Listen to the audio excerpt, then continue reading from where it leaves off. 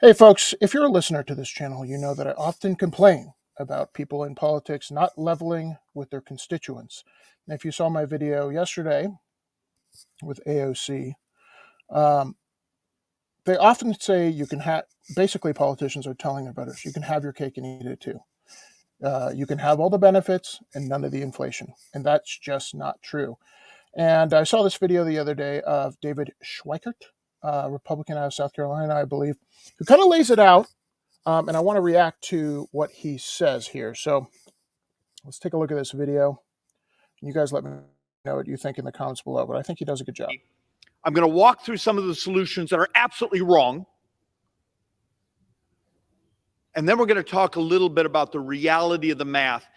And the punchline we're going to come back to multiple times is really simple. The primary driver of U.S. sovereign debt is our demographics. Those of us who are baby boomers, we got old. Okay, so this speech is being given to new Congress members. Imagine being a newbie. And they're like, just so you know, we have the worst debt fiscal situation of this nation has ever had. And when he says demographics, and this is why I keep saying Social Security, it's not a promise. There's not enough workers to pay into it. And there's too many people taking from it. It's really what it comes down to. And the political class here, unless we're willing to tell the truth, there is no path to saving us from a failed bond auction, a failed debt crisis, a world where we all live dramatically poor. And it doesn't have to be that way. Okay, failed bond auction means since we run a deficit, meaning we spend more than we take in, how do we spend that money? By selling debt. So we sell bonds to other countries, pension funds, yada, yada. What if nobody wants to buy them? Is anybody in Congress? Obviously, he's thinking about it. But what if nobody wants to buy them? That's a real possibility, especially if the yields on bonds continue to be less than inflation.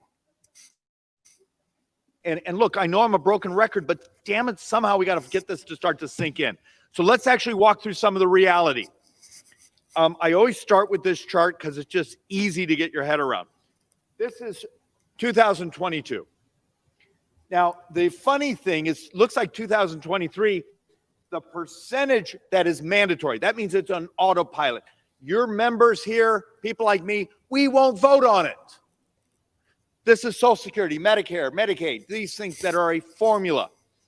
This percentage actually went down it looks like it's going down in this budget year. It's not going down because we're spending less money. It's because we're spending so much more money on discretionary. It actually took several points more of the percentage of spending. Now, a lot of that was one-time spending, will fade back down. But you got to get your head around. The majority, the vast majority of U.S. spending is what we call mandatory. It's entitlements. It's you get because you work so many quarters.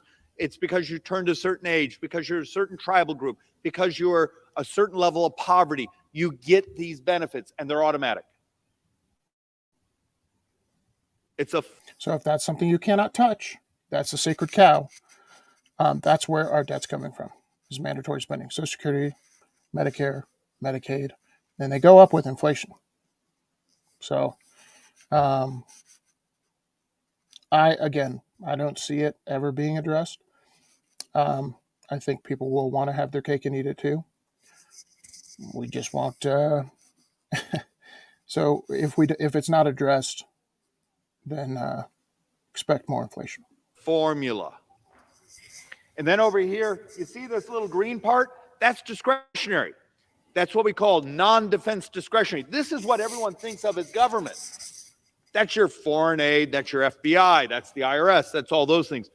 And here, the blue, that's defense. And you're going to see, I'm going to show you in some charts later, my brothers and sisters on the left will often throw out rhetoric of, cut it defense, get rid of it.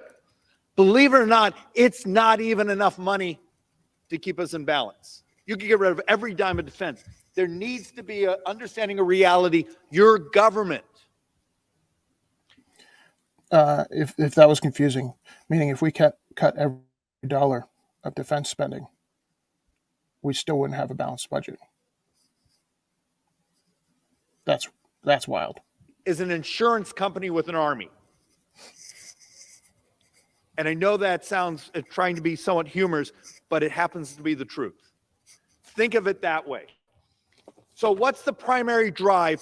If I came to you right now and said, you're a new member of Congress, you've made a passionate pitch to your voters that you're going to take on the deficit. Okay, did you stand in front of your voters and tell them over the next 30 years, 100% of the deficit is Medicare and Social Security? The rest of the budget, according to the Congressional Budget Office, actually has a positive balance. Over the next 30 years, and this is based on the 22 numbers, with inflation, some of this is actually worse today. And we're not going to get the updated numbers till probably mid-February using the Congressional Budget Office. Functionally, Medicare, the shortfall in Medicare is about 75% of all of our borrowing. The shortfall in Social Security, and the reason you put that on there, understand, look at the Social Security actuary report. It's not Republican, it's not Democrat. These are people that actually own calculators. With the COLA that was just given, you lost almost a full year of life. So there's this trust fund. Yes, it's Social Security money that we've paid in over the years. It's then loaned to the Treasury. The Treasury gives special, think of this, special Social Security T-bills. And then when the Social Security needs money, they cash them in with Treasury. Fine. And then actually the Treasury goes out and borrows other money.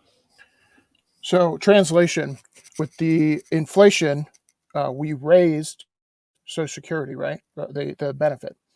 I've talked about this before, but there's a slush fund when more is paid into Social Security than is taken out. That goes into kind of like a piggy bank where they buy treasuries.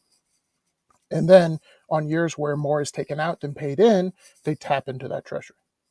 Now, that treasury is supposed to run out by 2030, now 2029, because of the price increases or the benefit increases of Social Security. So literally it's a train coming down the track. So if inflation increases again, we might have to cut off another year. And that 2029, maybe 2028, 2027, it's coming down the tracks where Social Security at that point must be cut or taxes must be raised. It just is what it is. That money runs out in about 10 years.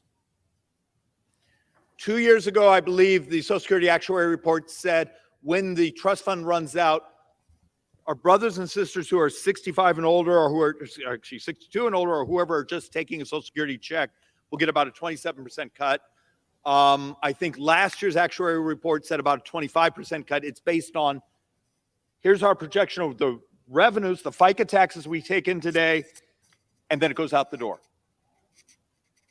There's some data out there that says 10 years from now, unless we fix Social Security, you're going to double poverty among seniors. What's the moral aspect there?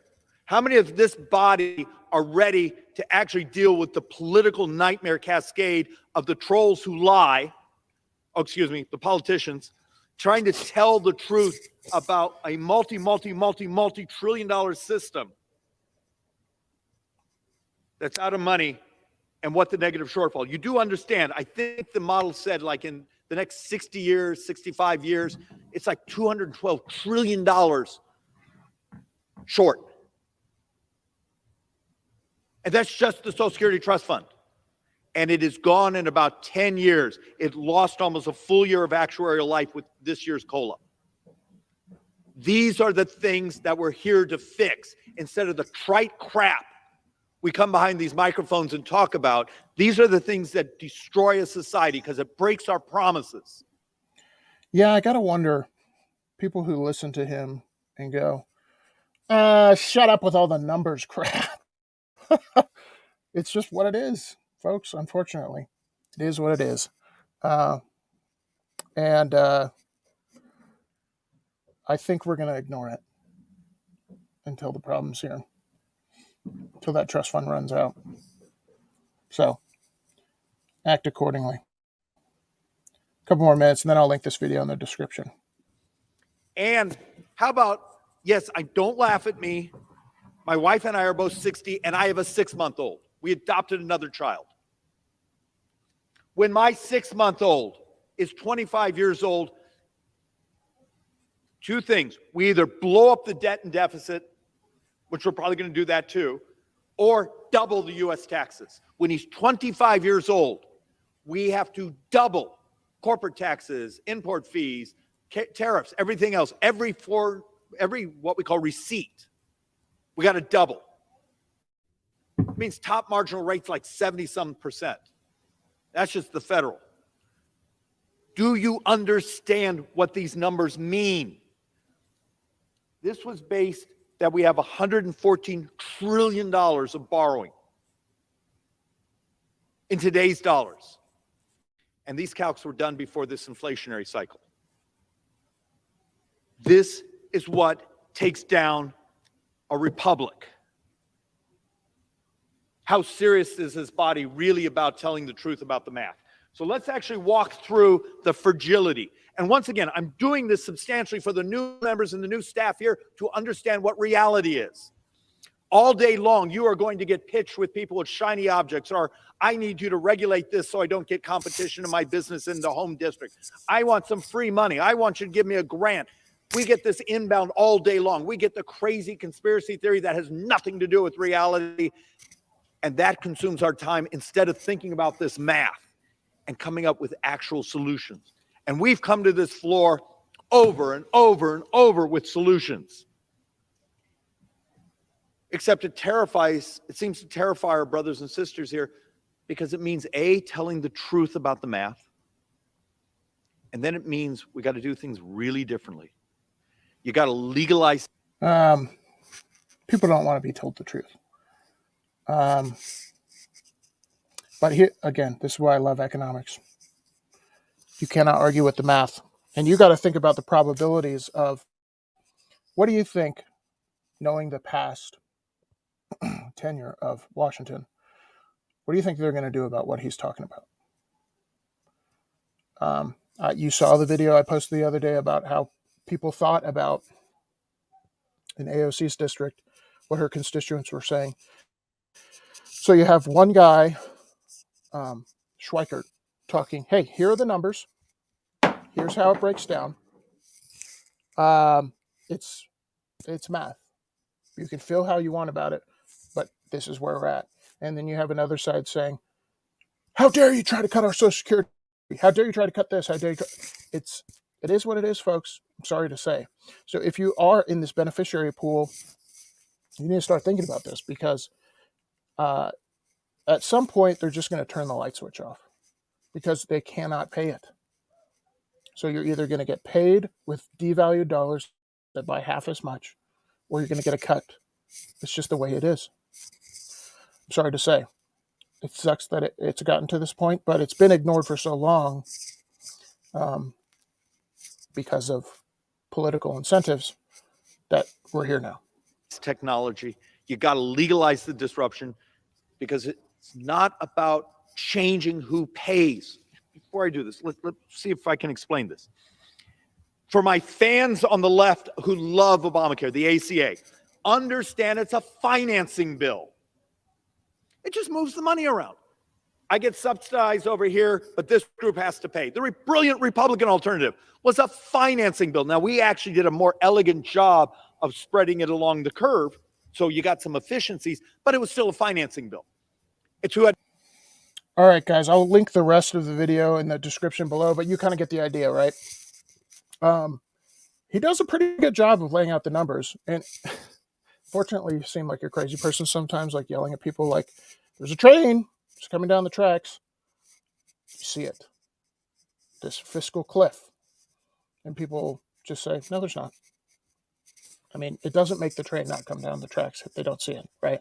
If they don't want to look, the train's still coming down the tracks. So my action step for y'all is, if you're in this pool of people who is a Social Security beneficiary or potentially a government pension holder, they have to cut costs, right? Or raise taxes. And that has other negative effects. And if they raise tax percentages, it actually lowers tax revenue, believe it or not. But yeah, we're here. We're in this together, unfortunately. But let me know what you guys think in the comments below. I'll see y'all in the next one. Peace.